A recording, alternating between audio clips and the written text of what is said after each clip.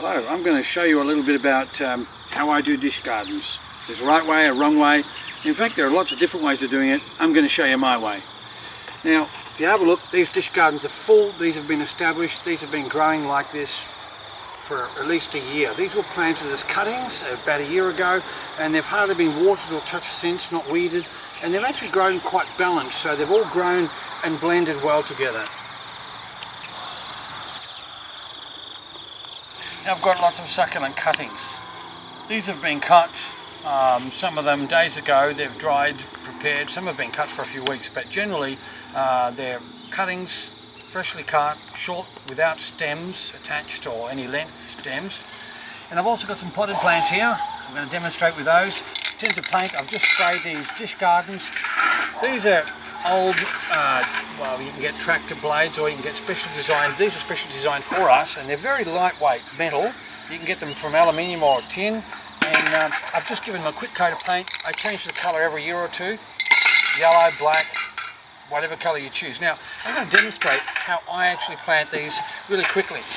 Now, it's a good idea to have lots of succulents to choose from. So I have a lot of pieces available, so I've got a lot of things to work with. I've got a trowel, but as my wife tells me, my hands are big enough, so I tend to use my hands instead of a trowel. Now I'm going to pour in some potting mix, good potting mix, well draining potting mix, into the dish gardens. And do the two black ones first, and I'll put in a little bit of fertiliser and mix it in there, so that's all mixed evenly through the soil, even into the other dish garden. Good bit of fertiliser, pelletised, slow release. Now, the most exciting part, this is fun. I'll top up with a little bit more soil here, and it's not quite enough. Even perhaps a tad more food. Now, what I do is level it off here. Okay, it's a bit like making a pizza. In fact, I'm going to raise it higher. I want a mound. I want the plants to be higher in the middle and lower on the outer edges. Now there, what we've got is a dish garden, still quite light. It's a very thin, shallow dish. Now, what I'm going to do is imagine having something larger in the centre, a centrepiece. Now, I need to discuss, this is fun. There's a potted succulent, a Neckvaria. Now I'm going to take it out of the pot by squeezing the edges. You can gently ease it out.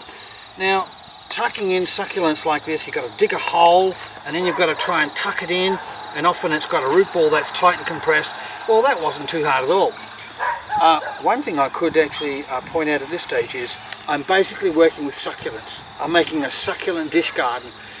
For comfort, most people who try this for the first time shouldn't mix cacti and succulents together. You either make a garden, a dish garden full of cacti, or you make a dish garden full of succulents.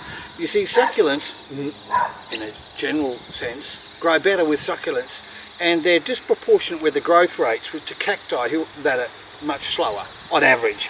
Now, what I've done is, I've actually put a potted plant in there. If you buy plants that are potted and have to shove them into a shallow dish garden, there's a lot of work involved. Sometimes teasing the roots, removing some excess soil, and so forth. And you may actually be introducing mealybug, which you can sometimes see around their roots. So watch out for that. Contaminated soil, pests and diseases come in with potting mix in a pot. But when you actually get succulents in the form of cuttings like this, there's no stems. We've removed them. It's better for rooting, by the way. When you get cuttings like this, you avoid the diseases that come with soil contamination from other nurseries, other gardeners. You've got a sterile mix. You've got good, clean cuts. These are basically as close to sterile as you'll ever be able to get. Now, back to with a cutting, it's so simple. Unlike a potted plant trying to push it in, a cutting, you don't even need to dig much of a hole, and you can just fidget it in, and there it is, a centerpiece. Now I'm just going to get some succulents, and I'm just going to plonk them around. Now, as simple as it might sound or seem, this is all that's required. I'm just sitting the plants there. If anything, I might give it a bit of a fidget to tuck it in, but that's basically, look at that, it's already coming together. I can see a garden developing in a dish. Now, I've got some darker colours here, perhaps too much green. I now introduce a little bit of a dark purple red, left, right and centre. So now we're putting in a lot of highlights, colour. Oh, but watch it. Not all succulents stay coloured year round. You actually have to watch out because some of the black ones go green, red ones go green if the light levels are too low. So getting to do succulents right is not always a piece of cake, but now I'm just mixing in a few colours here and there. I'm just popping them in. Now, as simple as they are just sat in or tucked in, they'll actually take root. If I water this regularly, this will take root all by itself. Now look at that, that's coming together quite nicely as a garden. Now, of course it does lack something. Maybe these echeverias from over here, I'll get some more brighter. These are more valuable. I'll put some echeverias in. Now, I'm putting these around the edge, all around the edge here, and I'm just sitting. Cuttings, they're just so easy because, well, I can just place them with such simplicity that really, oh God.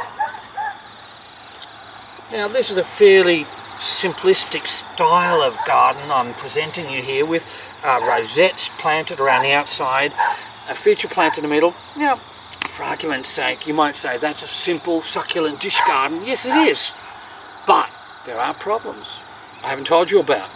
All I've done is place colour and shape as to how it might look now. But how will they grow well together? Will they grow well together? Not all of them will. For starters, this plant here can grow large. How large? Too large for the dish garden? No, because the dish garden will slow it down substantially. So I don't think this will necessarily outgrow the dish garden. It'll become a stunted aloe and it'll perhaps colour up better with reds. So I'm assuming in time that'll get a beautiful red tone to it and it'll really be balanced in the garden. But what's most inappropriate in this dish garden are these secondary layers that I've put in. These are aeoniums. Now these are tall growing. These grow tall on a stalk. Even the reds and the purples, all of these grow tall on a stalk and change to unpleasant colours for parts of the year. In fact, for at least half of the year. So I would say these are not the right plants to be using. I would actually take these out. This is not the way to do a really good succulent garden.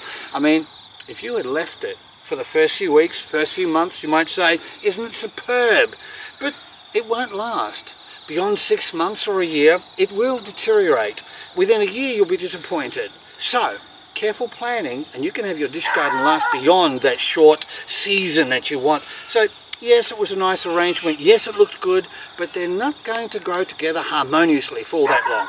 Now, let's try the whole process again. I'm going to put this dish garden, for argument's sake, right to one side. And now I'm going to try this smaller dish garden. I've already put in a bit of soil, a bit of food. Now I'm going to top it up with some more soil. Again, a little bit of a mound in the centre, so it's slightly mounded, but still a very shallow, lightweight. Lightweight's important, dish garden.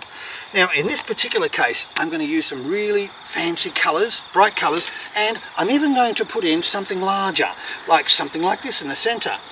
Now, this is a straightforward design, a simple, larger plant in the centre, shallow, smaller plants around the perimeter, but we're all going to use rosetted plants that aren't going to outgrow the garden, and where the colours will hold for much of the year. Okay. Now, it seems in this trade, I actually find that bright colours, bright, fresh colours, pinks, blues, greens, when balanced together can be very harmonious and are very popular with the ladies. In fact, I sell more dish gardens to wedding parties and to florists, and the colours they tend to go for are the lovely pinks and flushes of purpley colour and greens with the red dots and blues. So all of these are really wonderful to work with. What I'm now again going to do is put in a row of echeverias. So we've put in this larger plant in the centre. We sit these, again, I just sit them there. There's not much involved, as in I don't actually have to plant them. I just tuck them in or rest them there, and they'll all work and grow harmoniously. With time, this will be a wonderful display. Now, there we go. Now that's the start. Was that in the centre? I got that right. If it's not quite right, free fidget until it's really balanced in the centre.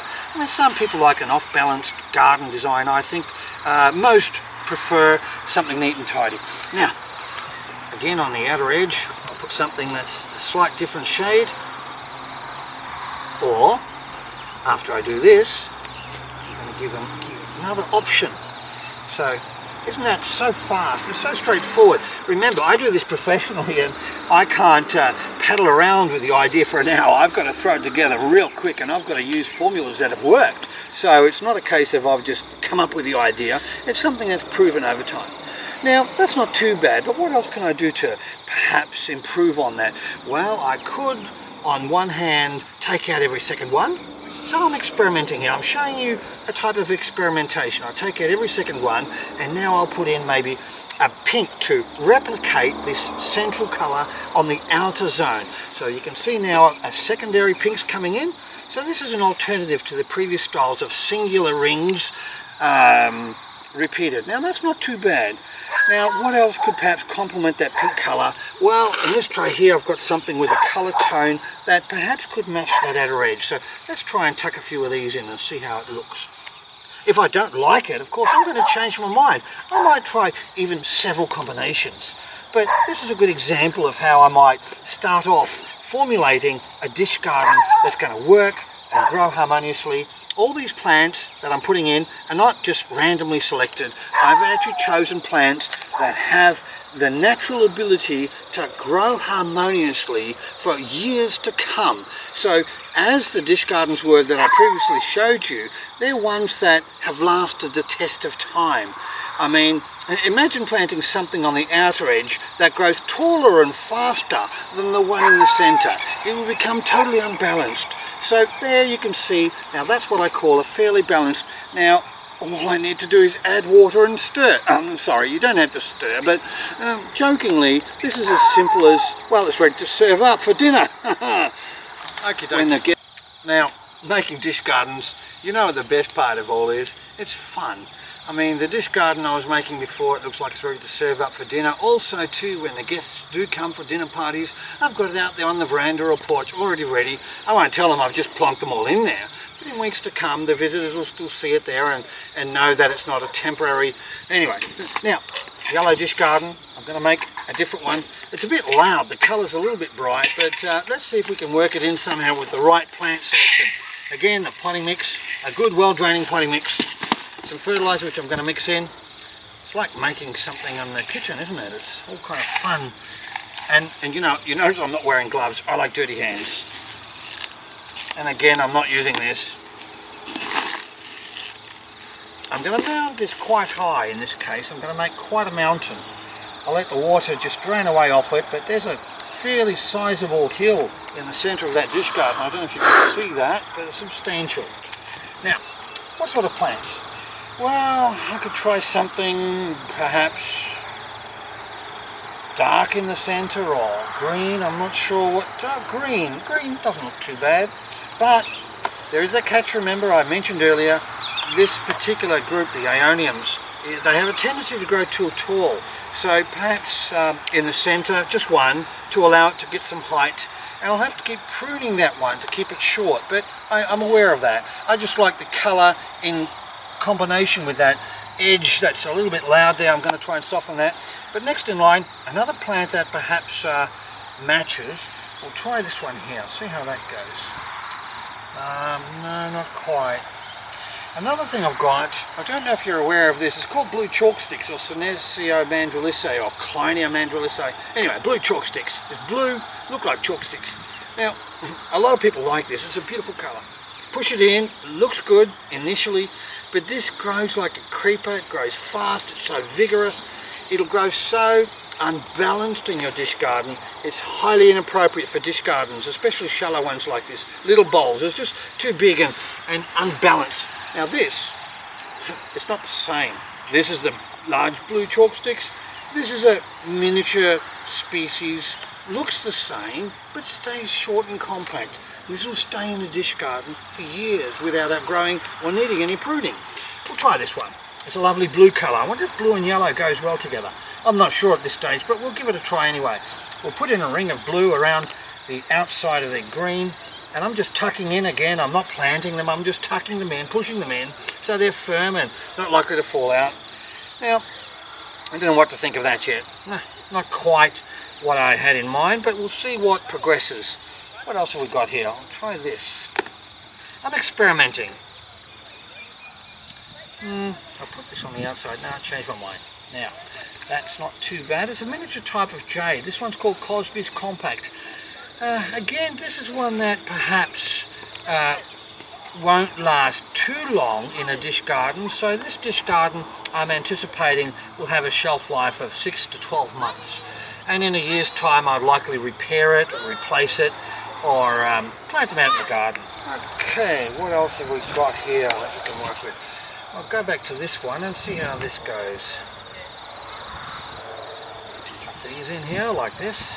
The colour tends to have a little, this plant I'm using now, there's a sedum pachyphyllum.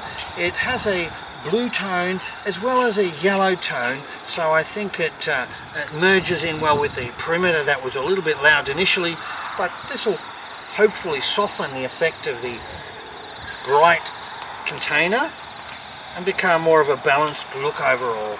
We'll see how that's not too bad. And perhaps I'll go for another row of blue. I'll now replicate the blue on the outside.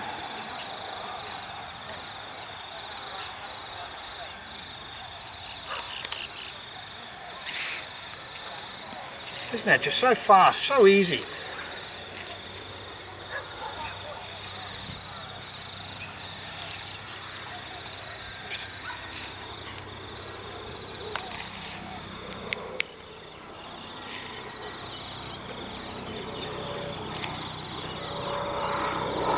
I like it. Cut. Now we're almost ready. If you're having a dinner party, guests over, you need a presentation display stand. You can take the dish garden, perhaps put it on a table with a mat underneath, or you could actually have legs, something that raises it, a reverse pot, a pot upside down, a black plastic pot, terracotta pot. It makes an elegant elevation for the whole design. Now these dish gardens are so lightweight. Notice how I'm lifting it up, it's just so easy. Now let me just try these two dish gardens here. That's not too bad. Oh, that looks lovely, really lovely. I'll try something else. I'll put this one on the ground and I'll try the big one up there. I know this one's not quite complete, but it gives you the idea of what we have here. Look at that. Look, the three of them, actually, they all work well together. Look at that. Isn't that something? Now, here's a dish garden someone's taken home to do what they decided to try it themselves. And even though they had good selection of plants, even though they had a good dish, they didn't have enough plants in the dish to start with. There was gaps. The plants looked small and they seemed to struggle. You know, generally I find the more crowded you start your garden off, the better it's going to grow harmoniously all together, all the plants. You won't have to wait 6 months or a year for it to fill out. They don't fill out always. You can see this one's full of gaps. This one looks atrocious. And in fact, if I was entertaining, I'd be embarrassed. I'd want to hide this one. I wouldn't have this near the barbecue. I couldn't entertain with this. Now, look at this dish garden. This is one I've put together where I've crowded every inch, and it's just so full, but so easy to lift. Now, this is what I call a garden. It's like having a pizza with a lot. This is the supreme, and this is what you get at the local supermarket.